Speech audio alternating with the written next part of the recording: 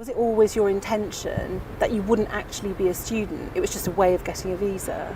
This is the only reason. You didn't ever plan to be a student? No. He ended up on a course in the north of England, but says he only stayed a month. We've met Danabal in Sheffield, but he moves around the country, his life undocumented, relying on cash-in-hand jobs to survive because his student visa has expired. This is another visa overstayer, Suresh, also from India.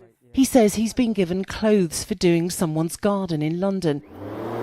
He says he didn't even start his course in Wales.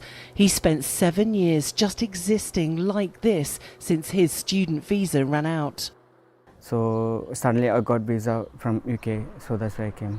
In the year to March 2020, thousands of students were among the 83,000 people who came on work, student, tourist and family visas with no record of leaving Britain. No way of knowing exactly how many people came to the UK over the last 3 years on these kinds of visas and failed to leave the country when their visa expired.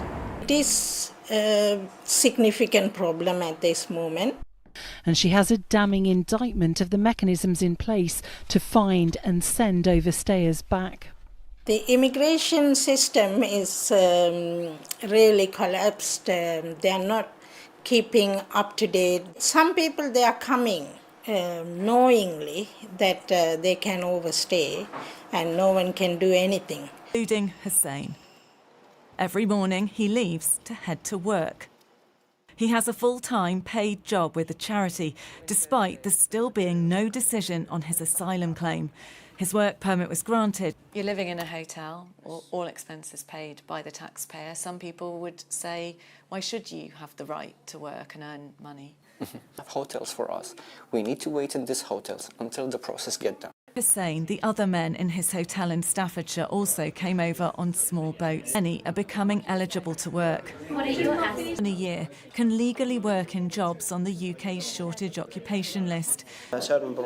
He told me many asylum seekers work anyway for cash. Thousands now potentially can, even though their asylum claims could ultimately be dismissed. Immigration lawyer in Oldham gets daily calls from asylum seekers eligible to work.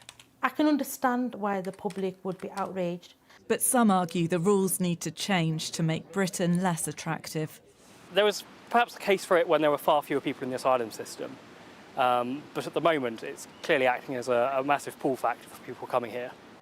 But many are now legally making a living.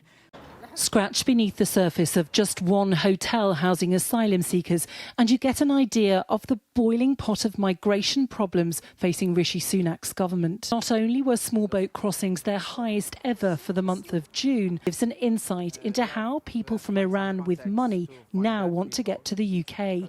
He arrived 3 months ago on a fake passport. More people than ever before are using fake passports and fake visas to leave Iran. Not everyone, like this man from Botswana, is complaining. There's free education. Everything is free inside. Constant meals, laundry done.